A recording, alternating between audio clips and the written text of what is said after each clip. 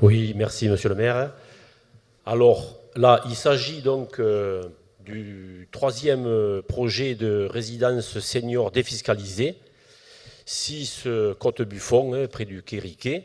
Bon, il y en a déjà 2 qui sont le terminus, la roseraie, 2 autres qui vont arriver derrière. En lieu et place du complexe Marius Crosset, complexe très social, s'il en est, en ville, où le vivre ensemble, la cohérence territoriale et voire la sécurité sont développés. Alors en l'état, vu les documents et plans du projet actuellement, plusieurs questions et problèmes se posent, qu'on va poser ici, au travers de la destruction de certains éléments actuels du site. Voilà. Premièrement, la destruction de la station anti-corrosion de gaz connectée au rail caténaire sous le mur des jardins, pour ceux qui connaissent un petit peu la zone. Donc c'est une... Si vous lisiez votre question plutôt, ce serait plus simple pour tout le monde. Ça y est, il va commencer. Alors, plus simple. Station et rail qui sécurisent l'ensemble du réseau carcassonnais. Non, mais c'est important d'en parler et ensuite on verra si effectivement ça a été pris en compte dans la destruction en question de la station. Deuxièmement, destruction du chemin d'accès au ruisseau communal, venant le ruisseau qui vient du cimetière Saint-Vincent, qui traverse donc, qui passe sous le RD 49 aujourd'hui, Côte-Buffon, c'est dans le champ communal, c'était départemental à l'époque, Côte-Buffon, qui traverse les jardins donc associatifs et dont l'exutoire passe donc à la cité Albignac. Voilà. Et là, quand on regarde, il s'agit à l'ouvrage d'un fil 80 à 100, enfin un diamètre 80 à 100 pour parler, plus un tuyau qui arrive de 40 directement depuis la rue Buffon et qui s'engouffre dans un fil d'un diamètre de 60 donc, en bout, après les jardins, et dans la cité Albignac.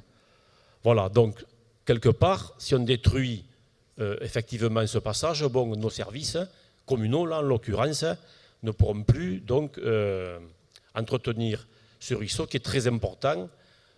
Parce que, bon, voilà, pour ceux qui connaissent la zone, bon, il y a eu plusieurs inondations, il y a des saletés qui arrivent de par le haut, donc de par ces fameux ouvrages, qui bouchent et dont les gens de la cité Albignac ont été donc, inondés, et ceux du quai Riquet encore plus. Voilà. C'est aussi, alors, ce chemin en question, vous voyez, qui est parallèle donc, à la côte Buffon, c'est aussi le chemin d'accès donc, automobile au jardin associatif. Et le projet ne prévoit qu'un accès piétonnier via un escalier. Alors là, bon, voilà, effectivement, pour les jardiniers, notamment, je pense aux plus anciens qui font avec le motoculteur ou autre, donc plus de possibilités d'arriver au niveau avec motoculteur, engrais, paillage, balle à paille, fumier, j'en passe, c'est des meilleurs. Voilà. Donc, un autre problème. Alors, en l'état donc, du projet, c'est-à-dire 1600 mètres carrés détruits de plancher pour 7480 créés. Bon, c'est la deuxième mouture parce qu'au départ c'était 5880, mais l'ABF a dit c'est trop haut parce qu'effectivement il y a des problèmes environnementaux. Et donc ce qui a été perdu en hauteur a été regagné en surface par les promoteurs. Donc ce qui se passe, c'est que le futur parking à la place de la prairie, quand vous rentrez, pour ceux qui sont carcassonnés, à droite, donc dans cet espace, est enherbé. Bon. Si demain, effectivement, là, c'est étanchéisé, on met en danger les gens du quai Riquet. Alors, il n'y a pas des milliers de personnes, il y a quelques dizaines de personnes, peut-être quelques centaines. Il y a un restaurant, il y a une location de bateau, il y a effectivement un accueil pour des jeunes, etc. Enfin, voilà. Le ruisseau déborde régulièrement. Il a débordé en 2018, évidemment. Le mur s'était écroulé d'ailleurs, là où il y aura ce fameux parking, et l'eau et la boue avaient inondé les riverains. Et si là, il n'y a pas de jardin, je peux vous dire que demain, parce que là, c'est pas assuré, si vous voulez, sans les accès. Alors, il y a autre chose, effectivement, que je m'y retrouve, par rapport à la pérennité des jardins, malgré effectivement une inscription dans le PLU, ça c'est une bonne chose de ces jardins-là.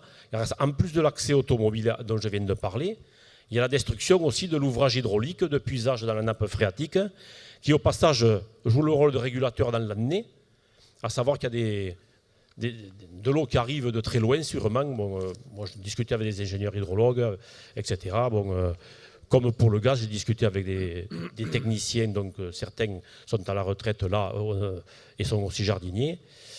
Donc, effectivement, s'il n'y a plus de puisage dans la nappe, alors quand on regarde les projets, effectivement, il y a au bout de l'escalier une borne électrique et une borne d'eau. Bon, on ne sait pas d'où elle vient, si c'est l'eau de la ville, si c'est de l'eau payante. Enfin, voilà, demain, ça va être très difficile. À la fois, les jardins seront pérennisés par le plus, c'est une bonne chose.